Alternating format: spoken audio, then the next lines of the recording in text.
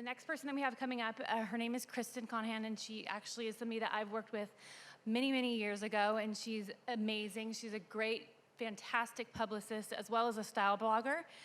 She's got a lot of really cool stuff to tell you about DIY PR, which I'm sure a lot of you are really interested in. I know that a lot of people ask me about it, and I'm like, I don't know. So we're going to have Kristen come up and enjoy her talking to you guys. Thanks, guys.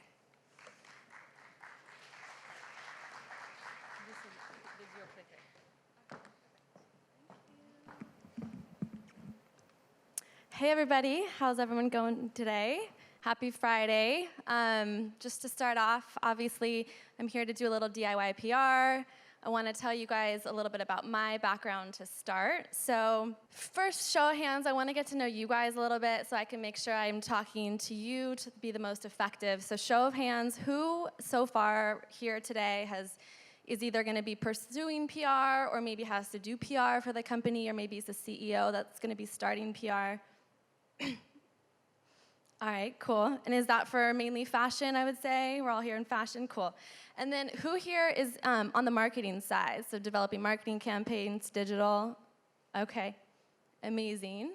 And then for the rest of you guys, PR is very general, so I think something to kind of keep in mind as we're going through the presentation today is that the way I look at PR is it's all-encompassing. It's not just pitching editors for one specific brand, for one specific product. You're actually doing PR all the time for yourself. So, you know, in your career today, these things may not apply if you're not specifically in marketing and PR or running a company, but I want you to keep these in mind as you're just thinking about your career, as you're thinking about moving forward and whatever you do, if you go off on your own into a digital influencer, or if you're whatever it is you want to start or dream up of or do, I think that PR is a really important part for you regardless. So I want to make sure that this applies to everyone, and feel free to answer questions at the end if there's any specific campaigns that you want to get into. We can help think of that together. But to give you a little bit background on who I am, I just fell into PR. I've always been involved with fashion. I've worked trade shows on the sales side.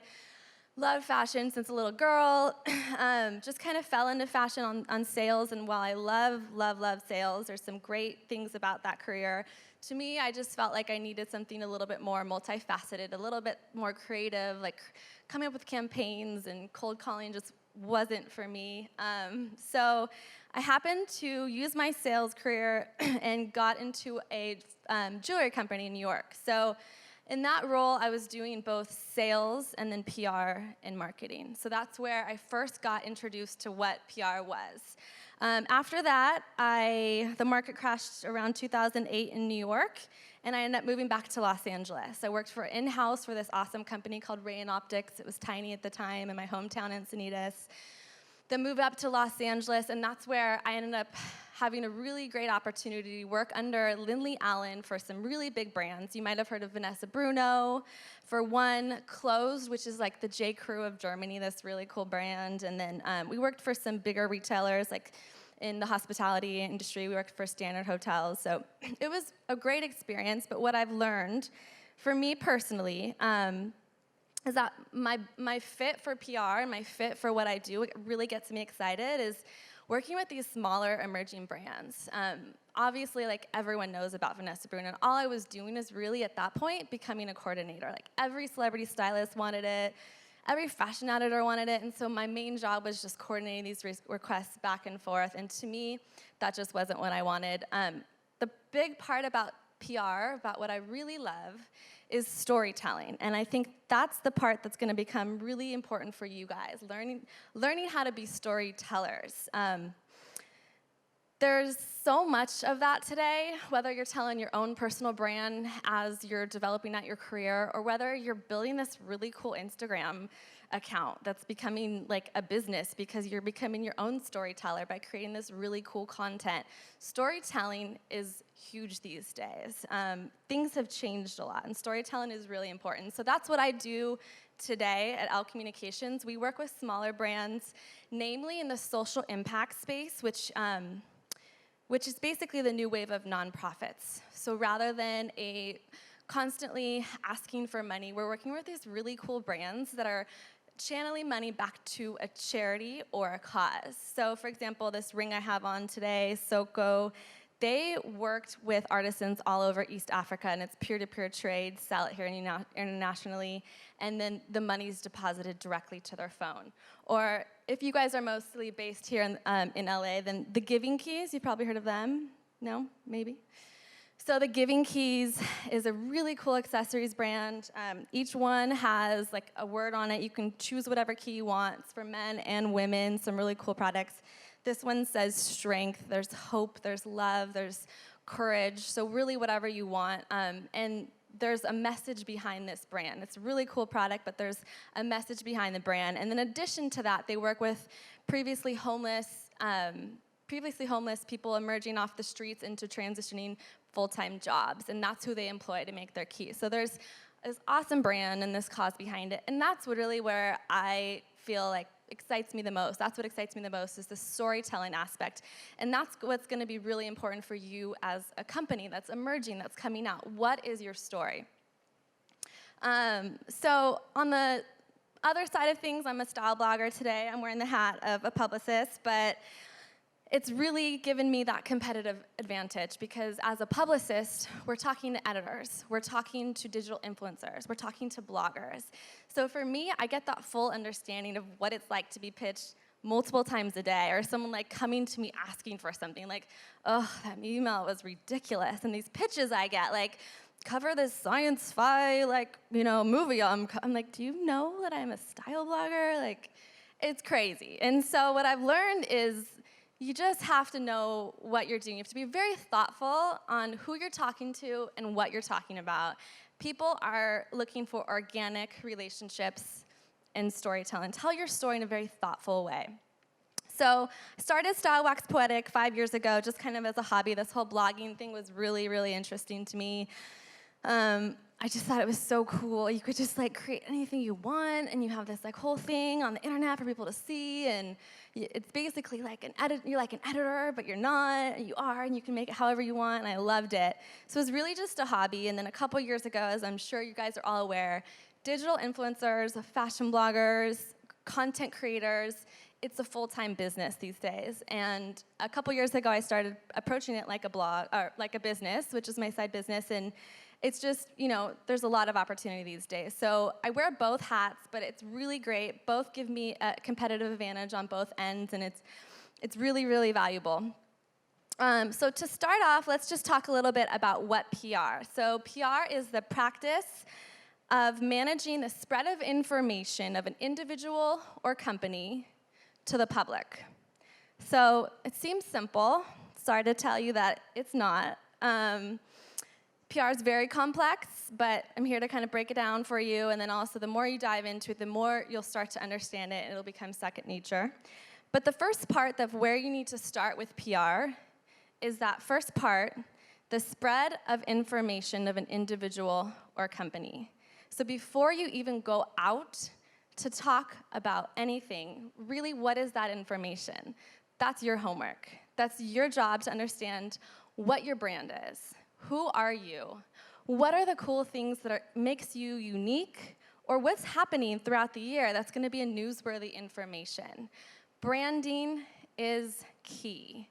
Branding is so important, and you really have to keep in mind that everything you do, that information that is coming out from your social accounts, from your website copy, from all your pitches, from your titles, from everything that you do, from the CEO sharing information or going on lectures, it all has to keep in line with your branding. So that information is the first place for you to start in anything that you do before you go out in PR. Figure out what that information is, stick to it, make sure it's the best possible before you even start your PR campaign.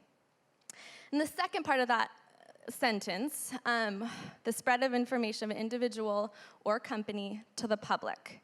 So step back again. The second part of your homework here is to really think about the public. We don't want to just sprinkle some information out there and hope that the right person finds it. We really want to know, who is she? Who is he? Who are you supposed to be talking to in the public? You do not want to go out generally and just hope you have some luck. It is your job to identify, if it's a men's brand, who is he? What is he reading? What does he think is cool? What does he eat for breakfast? Where does he live? What's his income? Everything about him. Figure that out before you even think about communicating information out. You also want to really understand, of course, for her, too. So the interesting thing, I think, too, about some men's brands is sometimes you will be talking to him and her, because it's sometimes her that's actually buying it for him. But same thing goes for any women's brand. What age group is she in? What does she think is cool? Where is she going to be excited to see your brand featured or your clothes featured?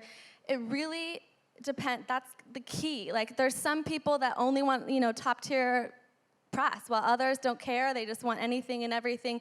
It's really for you to understand who that customer is that you're talking to, and that will go across all your copy, all your social media. You have to think of it as a full picture of PR. So everything that you put up on Instagram should relate back to your customer. The second thing I want to touch on PR is you're only as good as what other people say about you. So you can go all day and be like, oh my gosh, I'm starting this cool brand, and it's so pretty, and everything's amazing. But really, that only gets you so far. You should, of course, be loving your brand and talking about it all the time. But the credibility comes from other people validating your product. That's where people really build trust. So let's say, you're a fashion brand and you want to get more exposure in LA. Maybe work with 5 digital influencers in Los Angeles. And once someone sees 1 or 2 of those digital influencers talking about your brand, they're like, wow, okay, who is this? Like, I really got to pay attention. These people are cool. I respect them. And they really love this brand. Obviously, credibility of getting featured on Vogue or GQ or whatever it is, that's going to help.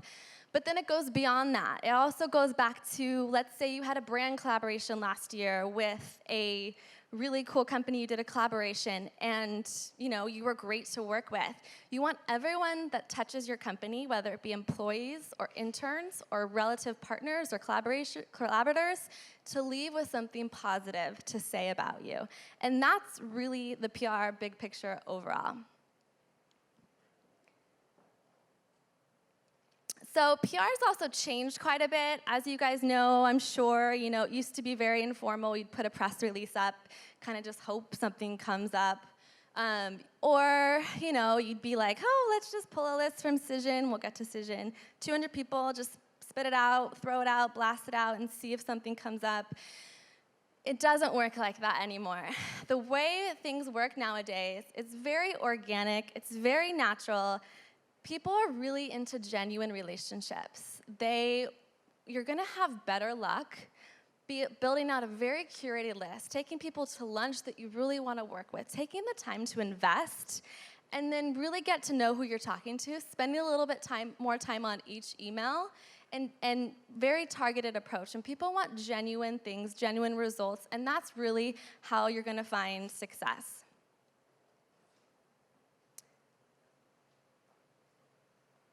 Okay, so the first slide today in DIY PR is do your homework. So we kind of have a little inside joke in PR is that we're very good internet researchers. This also comes in handy if you're online dating too. But no, it's an ongoing joke because we're like, oh, we kind of know what these editors are having for breakfast. We know their cat's name. We know they're at downtown last night. But you have to do your research. Online, as you know, is a breadth of information for you to figure out what exactly you need to do. And the first place to start is the media list. So raise of hands, has anyone built a media list before? Okay, cool, most of you guys. So Google Docs will probably become your best friend. I have probably 100 media lists over the last couple years built out from different categories. But what's great for you guys, you're not at a firm. You don't have multiple brands coming in. You have one campaign, or you have one focus. So that list in Google Docs will be an ever-changing document that you're going to use and update and curate and add notes and have this masterful list that you're going to use for your outreach. So that is the first place to start, and all of your information online will be available through Google, and a good place to start is just to research, 1, top keywords. 2, you want to build out the different verticals. So verticals is a PR term. You probably don't maybe get what that means, but for verticals, it's basically different areas in the media that you want to go to. So for me, as a fashion blogger or as a working with fashion brands, girls' fashion brands, I would put the print publications on one tab, build out that list, and I'd also want to tier it out. Again, this very thoughtful, curated approach. You want to add your top targets at the front, keep those at the forefront of your mind, and then build out from there. So you want to do print on one tab. So maybe these great fashion glossy publications are for men, GQ, or whatever it might be. The second, you want to do these online websites, right? Like Who, What, Where, GQ Online, Refinery 29, all of these opportunities that are short lead, and we'll get into that next. And then let's say you're like this really cool CEO, designer, and you have this really beautiful home, right? Like you spent all this time, it's super chic, it's really well designed. Then that's a really cool angle for you to pitch out. It's not directly related to your clothes, but guess what? There's so many different people that want to cover cool homes and like just cool people in the industry, really well-designed spaces. So that's a great place for you to pitch Pop Sugar, My Domain Home, the Glitter Guide. There's a lot of different angles. And then moving on from there, there's, maybe for the men's space, there's like you're a fitness guy. You like happen to be a CEO and running this cool design brand, but you love fitness. So maybe you're going to share some of your top fitness pieces or top fitness workout tips that you do each summer. So you'd fill out a tab full of men's journal and men's fitness and GQ and things of that nature. And then, of course, there's this business side, too. So you really want to approach not just with the product, but then, of course, build your list out to figure out everything that you want to get into. So maybe you just like had this really cool background where you're on Wall Street and you're like, this is boring, this is lame, this is not what I was set to do in my lifetime. I want to go start a design company. I want to go start a fashion brand. That's a cool business story. So the title of your email to the editor would be like 5 reasons why so-and-so left his job on Wall Street and wanted to start a fashion brand. So there's so many different angles that you can take with PR, and that's your job to kind of sit back and look at your brand overall.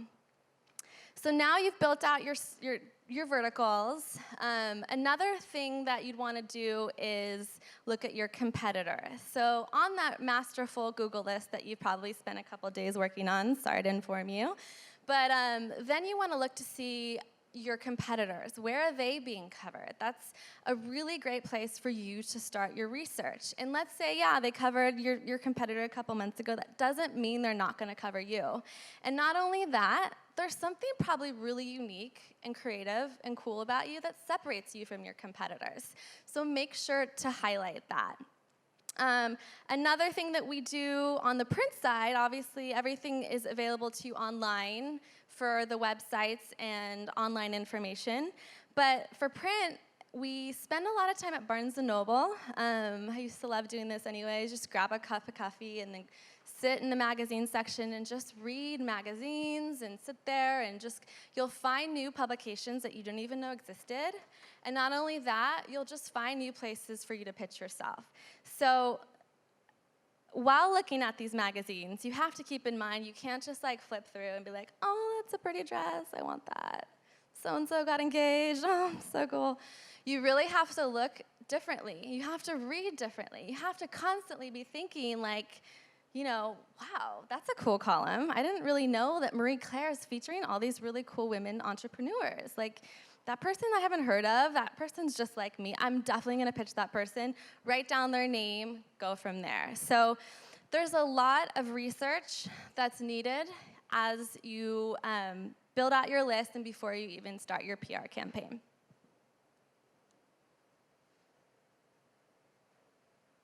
Okay, the second part of this is tracking down information. So we haven't quite built out the full list yet, sorry to inform you. It's doing a little bit more internet researching, and it's tracking down their email or contacts. So for us, working at a firm, we use Cision, which is basically a huge database that will have every producer, every editor, every blogger that you want to talk to. It's going to have all their contact information, the kind of things they like to be covered, the ways they like to be contacted. No one really calls anymore, so you can kind of cut that out too. It's just emails. But it's about 5,000 a year. So I would say that's probably a little bit out of range for a small company, unless you're kind of going in on it with a couple other people you know and sharing that login. The second thing, though, there's a lot of ways around it. So, for example, I just pitched someone a Refinery 29 editor, and they're having all of their email addresses available. Another thing is that if you get one contact at any of these publications, Condé Nast, Marie Claire, etc., all of the other emails are going to have the same format, so you'll be good to go from there.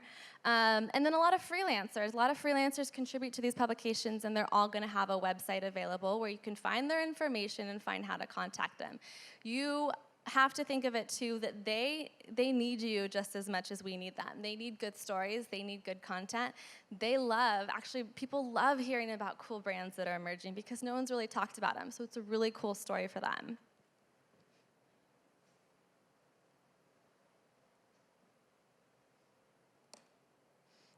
All right, so getting back into branding, who are you anyways? Really have to identify this. I can't stress it enough. From your copy, to the images on your website, to the content, to everything that you're doing, even if you're a personal SEO and your Instagram is open, it's your personal account, just be careful of what you put up. Everything that you're doing relates back to who you are and PR. And while, of course, we're talking about clothes, and there's so many different stories we can come up with clothes, whether it be trends or just big collection launches or collaborations, there's a lot to tell. But you got to think beyond just that. Like, hey, here's my lookbook, and check out my clothes. It's so much more than that, and it's your job to dig a little deeper about finding out what makes you unique. So, of course, there's like the artistry behind it. Is there a really cool design process that hasn't been used before? Is there some cool dye, or is this made by artisans and this is providing jobs and changed their life? I have a brand that I work with that I love. I'm sure you guys have seen those Avarca sandals that are everywhere, like Forever 21, Urban Outfitters, or you've heard of espadrilles. But it's really cool. The brand that I work with is an authentic brand. Husband and wife moved over from Spain just a few years ago, and from Mallorca. And so these Avarca sandals were worn by the royalty over there, essentially. Like, there's years in history of a tradition, and the couple that's running this company actually has like a very thick Spanish accent. The shoe is something that they grew up with. So of course you can imagine how important it is to share that detail, because by looking at it, the shoe might be the same as like anything else that you see at Urban Outfitters or whatever it might be. It's the same style of the Avarca sandal that's become really popular, or espadrille sandal. But there's so much behind it. There's a huge story behind it of where they came from, why they're doing this, how authentic these shoes are, and the craftsmanship behind it. People love that. So really, what is it about your brand that makes it unique? You also want to think about, of course, the future and like the history of maybe where you came from. So there's a lot to tell. Maybe the shoes have a history, or I don't know, the designer has a really cool story of how she became a designer. There's a lot of different angles, so you want to really highlight who you are. So once you have your list, you have all the information, you have your editors, you stock internet research online, you want to think about now timing. Timing is everything when it comes to PR. You want to think, first off, what I would suggest is like beginning of the year, as you're planning out your year of what you're going to do campaign-wise and what you're launching, I'd really think about what makes an interesting story. So of course there's collection launches. Are there any cool collaborations that you're going to do? Or if not, maybe you should plan some. Are there any cool, like, really big social media campaigns that are going to go viral or tied to a certain cause or donation? Of course there's certain holidays you want to tie into. Mother's Day, Father's Day, Valentine's, I mean, you name it. So you want to think about that stuff and even maybe plan your launches around that to make a really cool story. So you might have this like really awesome red dress that you like have seasonally on your website or kind of bring back season to season. But for Valentine's Day, maybe you want to do something different. Maybe you want to bring on like a really cool ambassador to help co-design something cool, or like this really cool clutch that's just limited edition for Valentine's Day, designed with like 3 bloggers, or another brand that's non-competitive. So you want to think about really interesting things throughout the year that'll make a timely story. Now let's get into that timing. There's 2 different approaches to outreach, and we have short lead and we have long lead. So it might be kind of self-explanatory, but it's really important to keep in mind these different stories. So if you're going to pitch a print editor like some summer dresses right now, they're gonna like laugh at you and you're gonna lose your credibility. They're already working on October, so they're looking for fall, they're looking for coats, they're looking for accessories that are warm and chic and darker colors. So you wanna keep that in mind. So short lead outreach can go up any point, basically. You have a story, it needs to be told right away. That's gonna be newspapers, that's gonna be online. It's gonna even be like the fashion weeklies, like the People's, okay, that's a short lead publication because they're coming out the next week. Short lead outreach, you wanna start talking to about a month in advance. So that's enough time for you to pitch, for you to follow up, for you to see if there's a different angle you can work, and then that gives the editor enough time to incorporate you into their planning, and then basically post in time for people to shop your product. That's short lead. I'd say at least a month in advance. For long lead, you want to actually pitch 4 months out. So right now, October. The funny thing is like it's hot, a little bit cooler today in LA, but starting July, we're talking about holiday. So if you're a brand that's doing something really big for holiday and you want to get into the print books in November and December to have a really successful holiday season, you have to have your imagery, your plans from holiday, and everything ready to go by July. So you got to think about that stuff in advance, and that's where planning comes in. So I'd really recommend the beginning of the year, as you're approaching all your digital campaigns and strategies, really keep in mind the timing. So another trick that we like to use is basically editorial calendars. So you've probably been pitched before, maybe by a salesperson saying like, hey, you know, Glamour's working on this month, do you want to place an ad? So in the media kit section on all of these publications, they have listed each month what they're going to be focusing on in certain topics. So that's a good place for you to go. You're not looking to have for ad sales, but you're getting an idea of what those people are talking about. So I think LA Confidential does like a men's issue in October, you know, where they feature really cool men in October. So maybe if you pitch them in January, you're not going to really get a hit. But if you talk to them at the right time and say, look, we have this really cool story. He grew up in LA. He's doing all these cool things. I think he'd be perfect for your publication. I know you do a men's issue. Like, you're already coming looking like an expert, you know? And that's a great conversation that they're willing to have with you.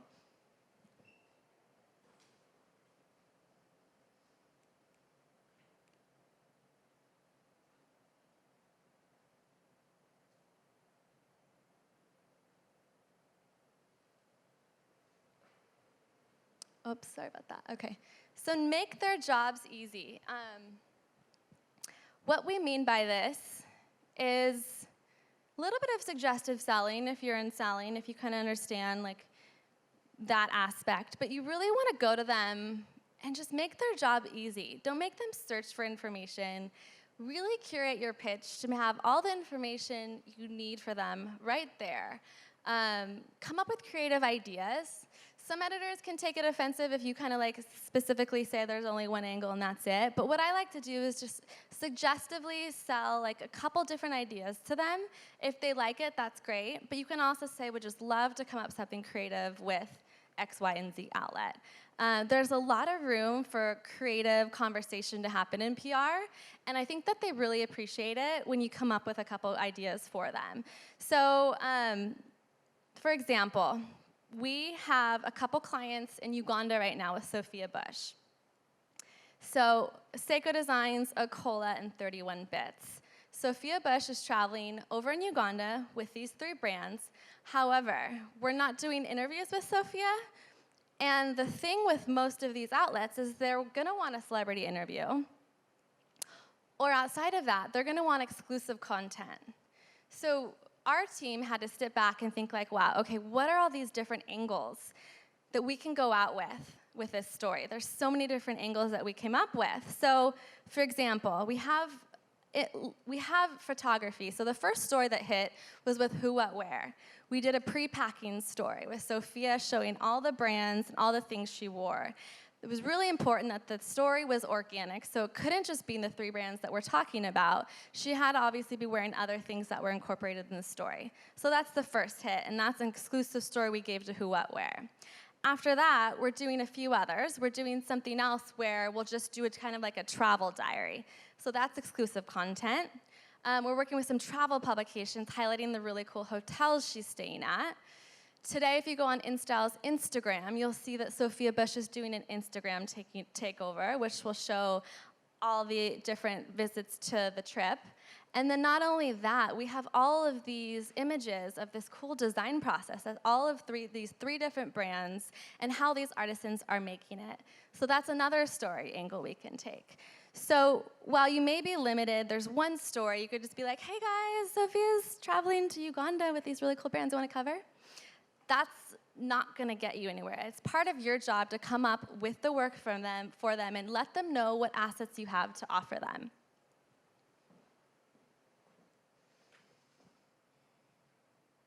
The other thing you want to keep in mind, too, is the editor that you're speaking to is contact beat. So this goes back to a little bit internet research and also just understanding, like, what's their column? What do they talk about? So for print, there's a few different editors. There's a market or fashion editor. Do you guys know what that means? So a market or fashion editor is going to cover strictly apparel. So it's really important as you're approaching these people, if you're coming out with accessories to a market editor, they're either going to not respond to you, or some really nice ones will pass it along and be like, actually, this is your contact. But you're going to lose a little bit of credibility right then and there. And then accessories editors. They don't just cover shoes, they don't just cover jewelry, they cover bags, they cover scarves, they cover shoes. So it's really important that you know the editor's contact beat. There's some editors that strictly cover eco, or strictly cover social impact brands at Entrepreneur, or strictly cover just innovation. So if you have a brand that's doing something really cool and innovative, you really need to understand the editor's contact beat before reaching out to them.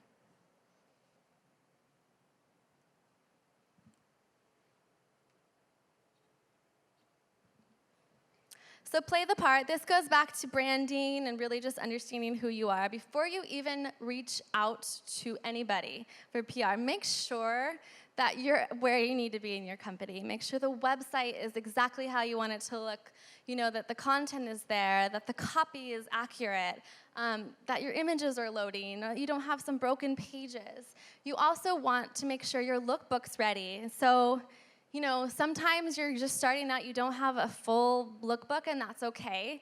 Maybe just even a line sheet. So your pitch is just going to show a couple images. If they're interested, they're going to want to see more. They're going to want to see a lookbook and see the full scope of what you have. Make sure you have all these assets ready before you even go out.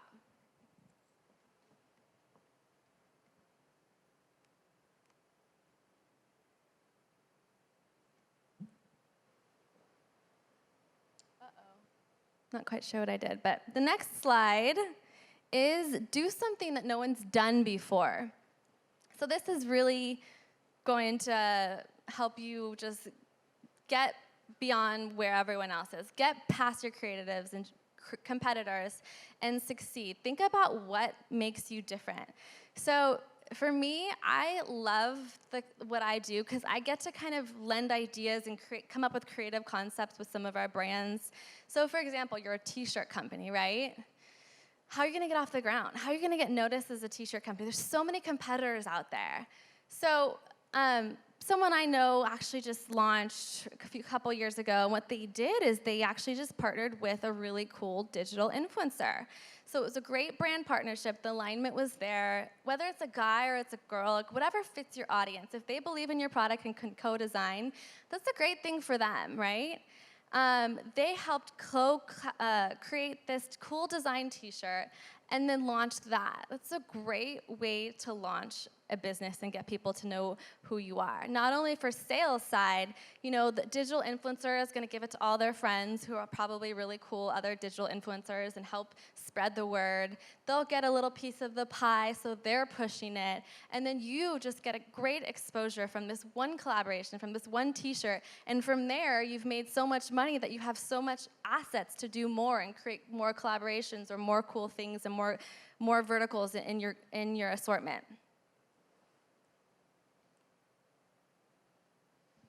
Last thing is just stay fresh. You know, as it's really hard as a publicist, we make it happen, but there's a lot of people, a lot of brands that aren't creating new things. They're just kind of staying where they're at, and that's fine. They're not doing anything innovative or collaborative. But from a PR perspective, I can say that when you're innovative, when you're staying fresh to offer new ideas, it's really going to help just overall brand picture from sales, from marketing to PR. There's going to be so much more happening. So just think about staying fresh with your brand, launching new products. We work with this really cool brand, and this is totally different than fashion, but I love how innovative this company is. It's called This Bar Saves Lives. So what it is just basically, it's a granola bar. It's kind of like a Kind bar. And it's a one-for-one model, meaning every bar that's purchased, a donation of Plumpy Nut is given to a child of need through the World Food Program. So it's founded by Kristen Bell and these really cool social entrepreneurs and actors. They're all friends and activists. And so what's great about the brand is, like, not only is it's just a granola bar, right? But the company has been so innovative. So from a PR perspective, it's really exciting to work on, and it gives us so much to talk about.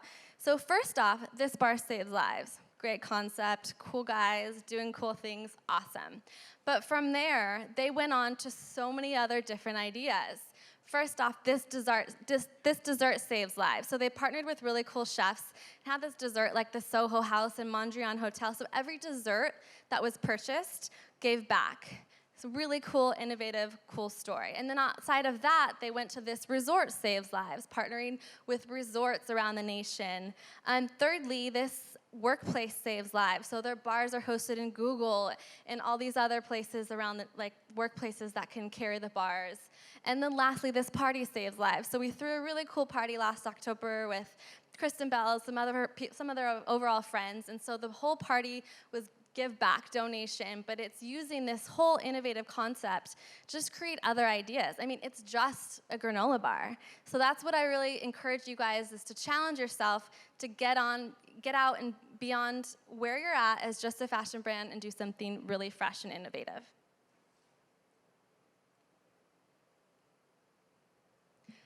The last one's kind of an obvious. I thought the last slide was that, but this is it. The last one's really obvious. It's just get out and network. So take people to lunch if there's someone you really want to meet. Follow them on Instagram or Twitter. Once you kind of engage a little bit, maybe start feeling comfortable to send them a message. If you don't have their personal contact, and be like, hey, you seem really great. Love to connect. Or I'm in LA. I'm in New York. Let's grab a coffee. Stay out, stay connected. Interpersonal relationships, I swear, are everything. We take our clients usually once or twice a year to do in-person meetings in New York or LA, and that's something you can host on your own as well. So if you're going into town, just let them know we're going to be, in town in these 2 days. Are they free? It's called a desk side meeting. So sometimes it's just 15, 20 minutes, but still that face-to-face relationship to see the brand and touch the brand in person and touch the material and see the product is everything. So, a lot of times, too, if you're going to them, they're more apt to see you, and a lot of organic, natural coverage will come out of that. You're not asking for anything right off the bat. You're simply saying, can I have 15 minutes of your time? Love to buy you a coffee, et cetera, et cetera. And then, of course, events are another way to get out to events, network, chat with people. Just get out and make sure you're staying in touch with everybody. I think going back to what we were saying before, PR is really organic. People want genuine relationships. So instead of blasting to 200 people and getting to know everyone through email in a very informal way, just take the time for those top 20 to 30 targets and develop out personal relationships, whether that be with other people in your business or just editors or influencers that you want to get to know. And that will really help sustain coverage for now, but also for the long time. Those people end up becoming your friends. And even if, like, you know, it's not perfect, they'll just try to find a way. And it becomes more of like a natural ask. You're like, hey, I have this brand or this thing going on, just want to let you know. And instead of just pitching them something so informal, every little detail, they'll be like, awesome, you know, yeah, I think this would fit. Let me, you know, if not now, then they'll keep an eye out and really try to get you coverage in the long run.